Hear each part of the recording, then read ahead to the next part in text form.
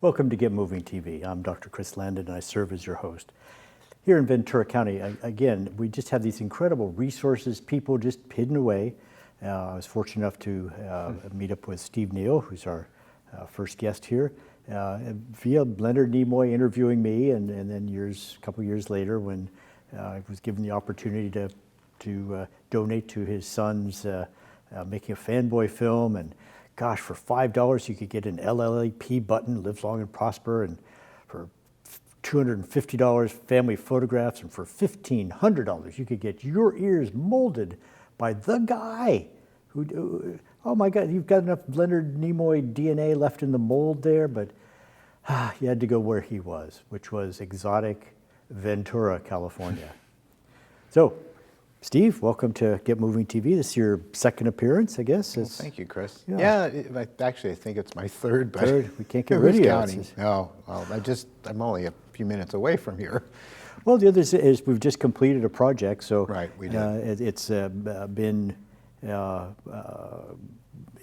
of our heads now that we have these people who are at the end of their career in Hollywood, and it's not like they don't know what the heck they're doing, but they're kind of put off to the side, and we have the opportunity to really put their skills back to work.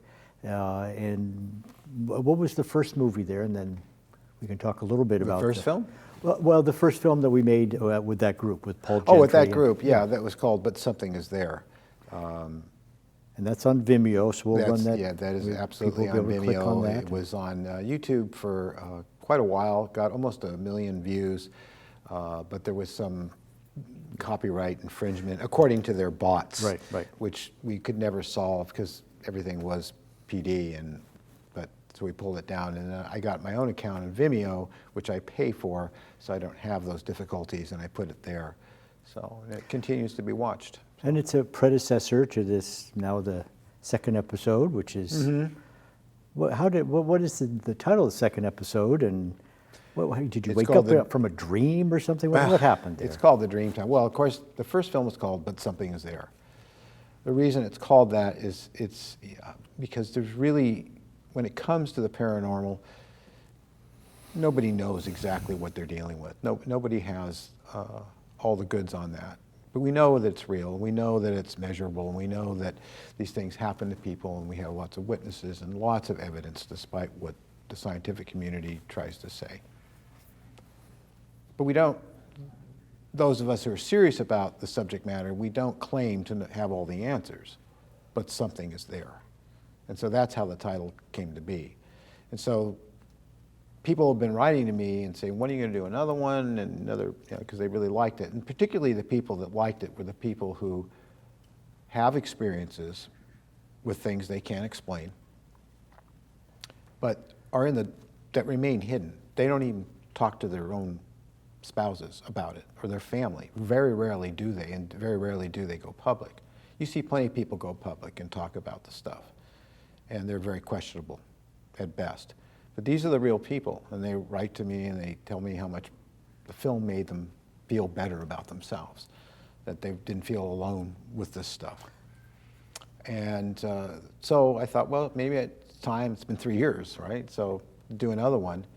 So because I have lots of experiences with the paranormal, I tried to pick something that I could do that wouldn't cost an arm and a leg to do, like the first picture, that wasn't heavily effects laden.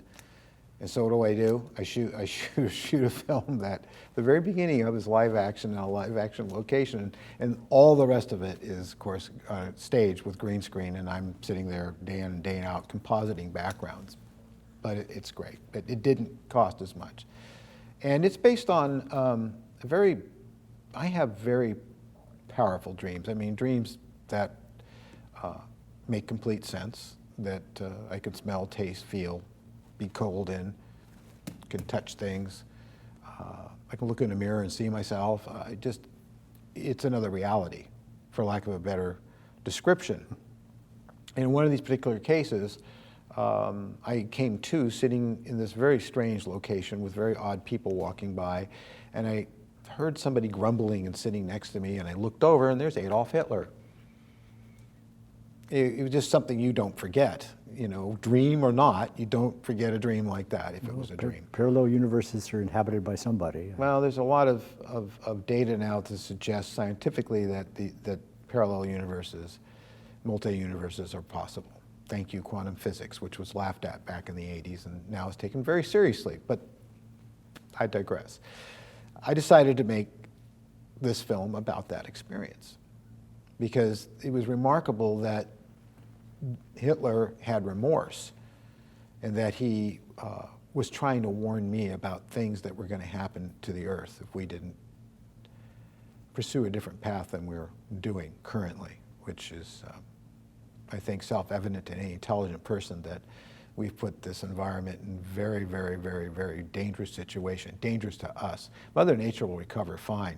She'll just kick us off.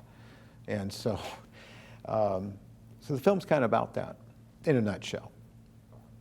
So in terms of the people you brought in, you called on old friends, but your friend list is a little different than mine.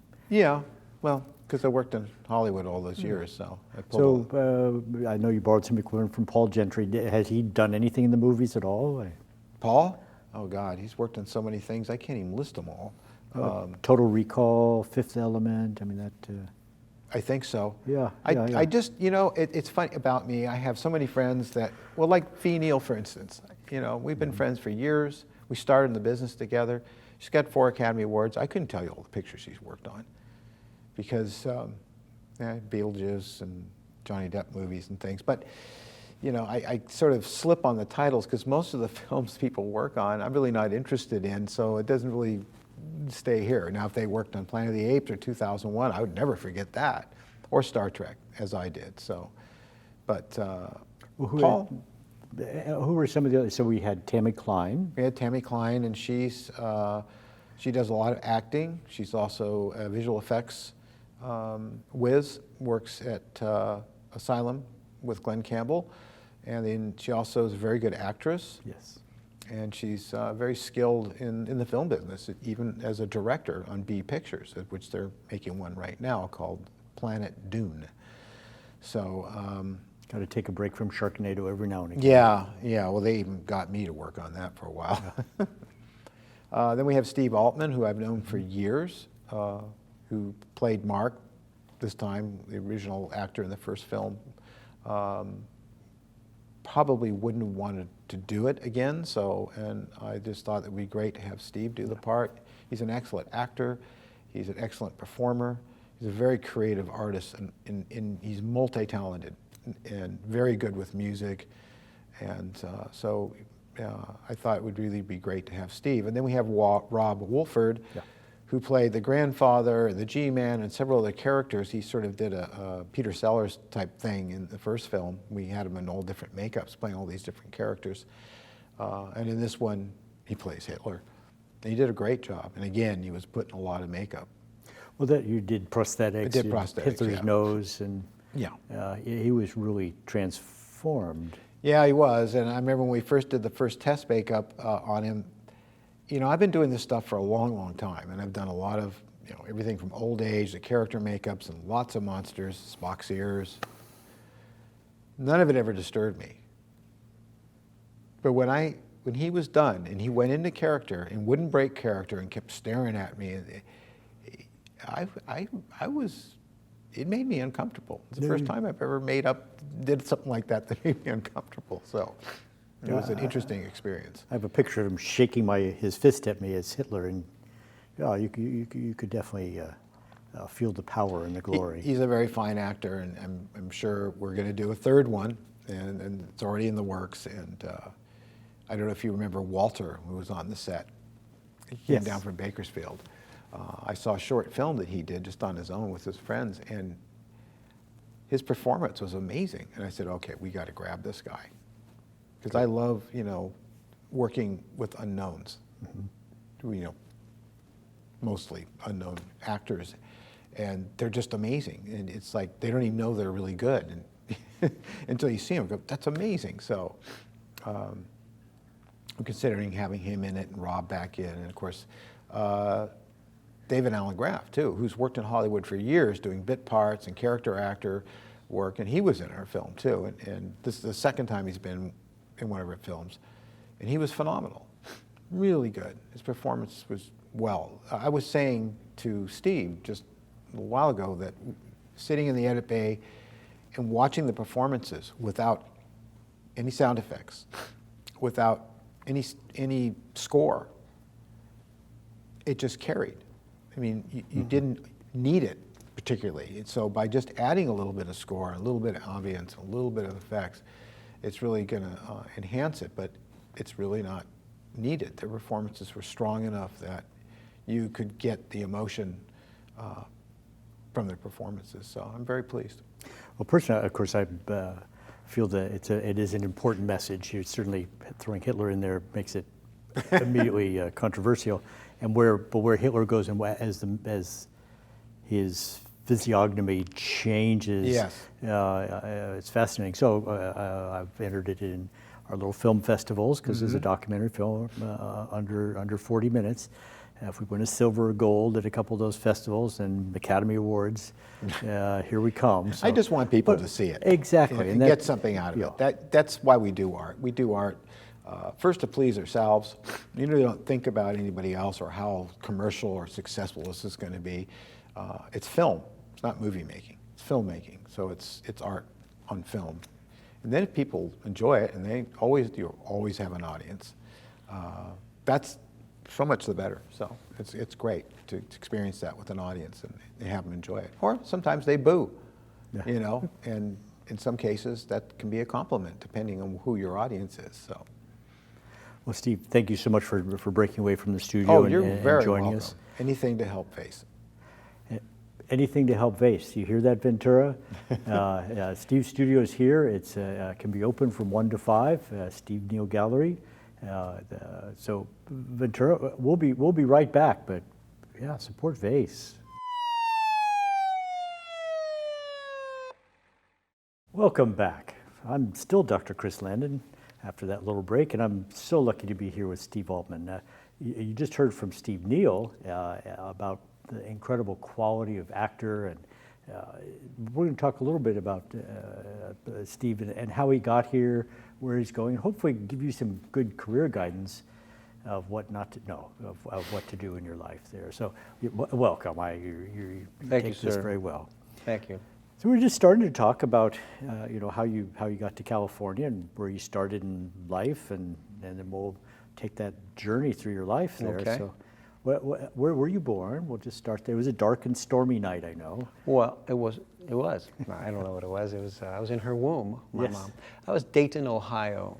I was fully Midwest boy, and when we were 9, I moved to Detroit. So I spent most of my growing up in Detroit.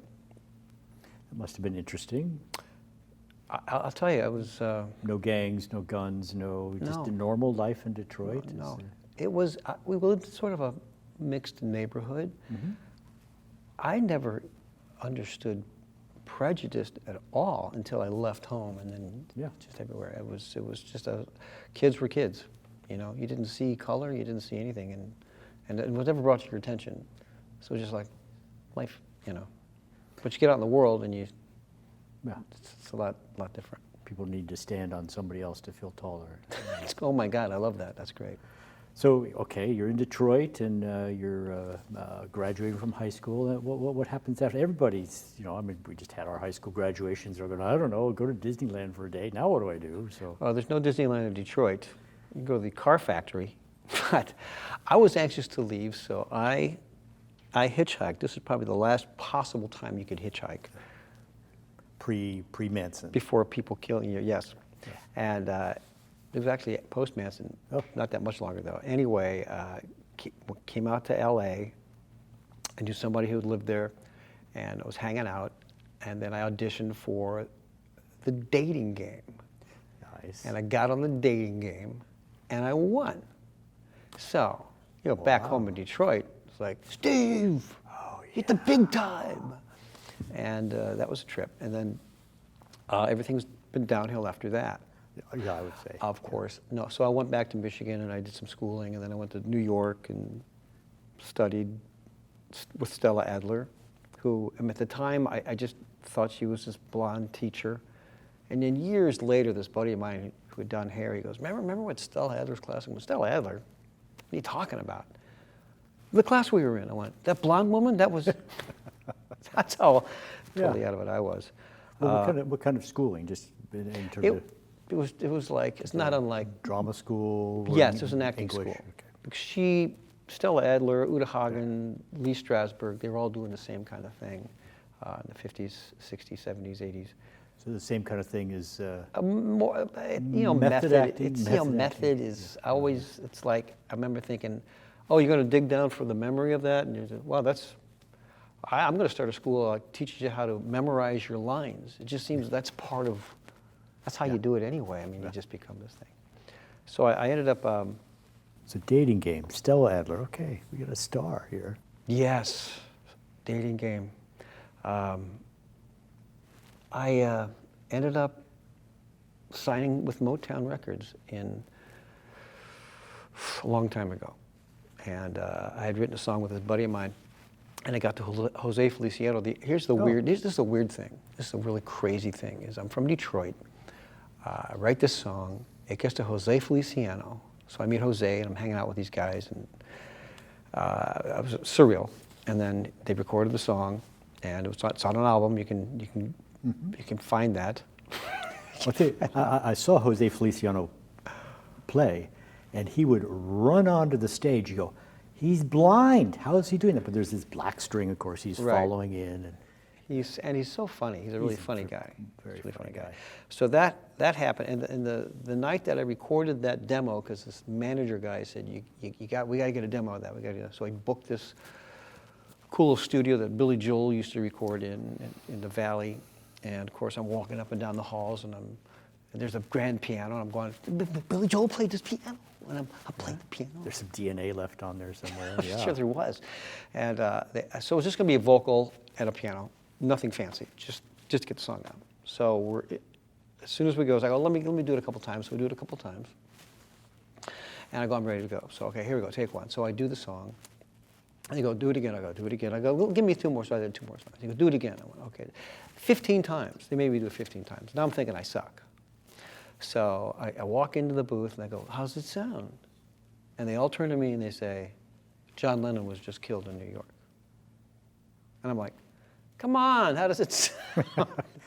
They knew they weren't going to tell me because they knew when they got there. So that was this weird thing. But that's the song that got to Jose Feliciano, that got to Berry Gordy to sign this contract with Motown, which is this crazy, weird thing. Lennon, recorded that Lennon was killed. It's like, that's kind of weird, dark, but it's also sort of weird.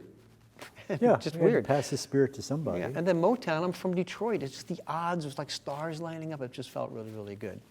There's a horrible ending to that story. I don't want to get into it. But the guy was a writer with, he sort of self-destructed. He's a good guy, but that happens. But I went on to just keep writing, and I ended up just through I was doing stand-up for a good long time. I was in Houston doing stand-up, and this was after the Challenger disaster. And this gal I met, Bonnie Dunbar, she's an astronaut, and Ron Sega, she's married to another astronaut.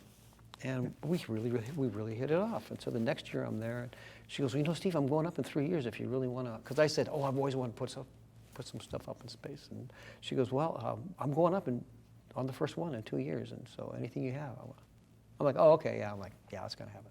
The next year, she goes, well, I'm up in next year. She goes, Steve, it's got to be up there 6 months before the shuttle goes off. Everything has got to be in the shuttle. It's going to be in the shuttle. So if you want to give me a cassette tape or something, I'm like, oh my God, this is real. This is really going to happen. So I created this tape with some songs and some comedy stuff, and they would tell me what the mission's about, and I would have these, just like a fake crazy commercial would be like, it's Crazy Bonnie's Midnight NASA Sale. Solid rocket boosters, normally $4 million. This week, $500,000. That's insane.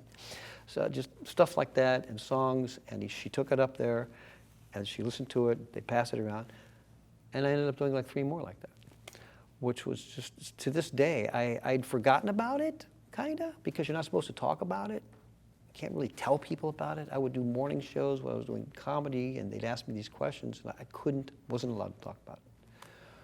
But since they shuttered the shuttle 8 years ago, I'm allowed to talk about it. And it was Exclusive. Get moving TV. So that was probably the high the highlight of my life. And I just found those pictures like not too long ago. Going, why aren't these up on the wall? So I would love to, because Branson just went up yesterday, and Bezos is going up next week, and this whole new industry is starting with tourism. Yeah. And only the rich guys could do it. But when flat screen TVs came out, only the rich people could afford them. But after a while, they pay for themselves, they get the costs down, and that's going to happen. That'll happen in our lifetime. Well, they need miners to work on those asteroids that are filled with all those $1 trillion worth of metals and lithium and gold, and that's us. Well, I'm looking forward to our interview on Space Station, which is, I think, Yes. that's like next week or something, right? Yes, yeah. I was trying to think if I got my ticket back on the email there, so I can get my QR code. Yeah, and you save the miles, by the way. And saves the miles.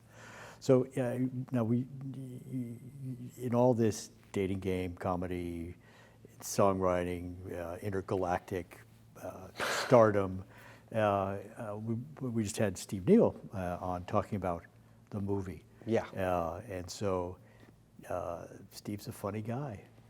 He Steve, just gets this in his head. He's obsesses and just drags people into this maelstrom of activity, and then something pops out the other end, which is nice. So how did you get dragged into the maelstrom? I've known Steve since '80, and V, his wife at the time, and I was helping him on. I was going through a girl had just crushed me and broke my heart. So That's I'm what they working in this do. place, and I'm making all the scoop, and I'm crying, and they're going, "Steve, why are you crying?" I'm going, "Oh, I'm allergic. I think I'm allergic to this stuff," and we've been fast friends ever since. We're both Pisces. We're like born within the same year. Both named Steve. All this stuff, So we just really, really hit it off. And on and off throughout the years. I don't know if you remember Jilly. He was married to Jilly for a really long time. Renaissance Fair. And in the last couple of years, we've been connecting a lot. And he goes, "I want you to be in this new version of the film." Because I came to the first one, remember, at your house? Yes. Screening. I love your house. There's so much great artwork and the books. And I hope you didn't miss the one that I stole anyway. So he asked me to do this film, and we just completed it. I haven't seen it yet. I don't like watching myself at all. Well, you look just like yourself. You'd be surprised. People have told me that. Yeah. And he's the kind of guy, he's kind of director. A lot of directors will be like, "Okay, now this time I want you to, I want you to take the character," and I was like, he's like, "Okay, you ready to go?" Yes. So then you do the scene. Yeah. And if he wants something, "Can you look slightly this way when you do that line?" That's about it. Because I know come green screen time, it's that shadow is going to screw me up. Yeah. That's right. Oh my God, I forgot green screen. Yeah.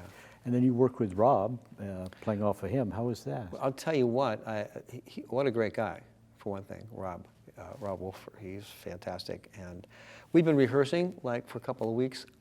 Then when I'm sitting there and he's dressed as Hitler, and oh my God. I mean, I never worked with Hitler, and we were just having so much fun between takes. Yes. We just have, I hope, that's probably on a blooper reel somewhere. But Rob, it was fantastic. We had this great scene. It's really, really Rob's scene. He's doing all the talking, all the heavy lifting. And I'm like,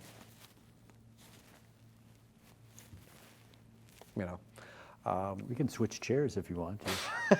That's my job. That's right.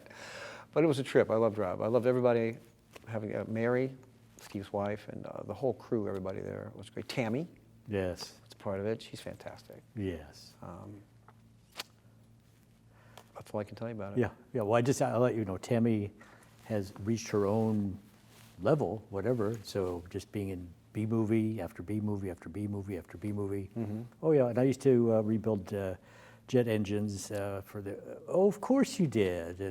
And she's, as a woman, she's on the spectrum there of being Asperger's, and just what they have to go through to mask themselves so that they look and right. people don't realize what's going on. And she's capable of anything, as Steve was talking about.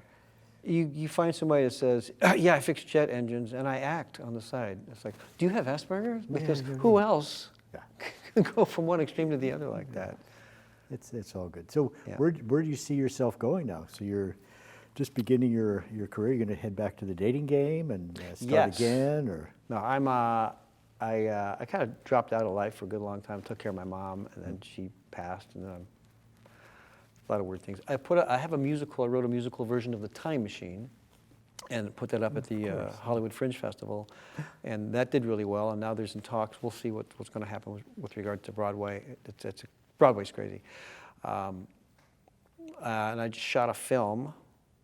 It's a found footage kind of film. And Steve was the consultant on it because Paul Gentry and he was working on this Just Imagine show, this Lennon show that we did. And we'd seen Paranormal Activity, and I'm like, how come nobody's doing one of these found footage movies about, UFO stuff? Because we know all these guys in town that do all these UFO effects. And Steve, for one. Yeah. So wrote this thing, it's a found footage movie. 3 kids are driving around in a RV, like an MTV show. Hey, we're documentary makers, and you're going to watch what it's like to make a documentary. We're going to Burning Man this year, and so you see a lot of that stuff, and then they camp, and then weird shit happens. Yeah. And they got these 5 cameras running. We got all these cameras running, so you get to see everything. And so while they're in the tent, we, as a viewer, can see all the other cameras going, and we see shit going on. I'm sorry I said that word. No. We see stuff going on that they don't know what's going on. So that's what I liked about the idea. All right. Well, Ventura, welcome to the ordinary looking people who are sitting there with movies and dating game and intergalactic song hits there. I'm known on several planets. So it's a long life. There's a long career. You don't know where that's going to be taking you. So get training. Come on down to Vase. Learn how to do this. But Ventura, it's time for you to get moving.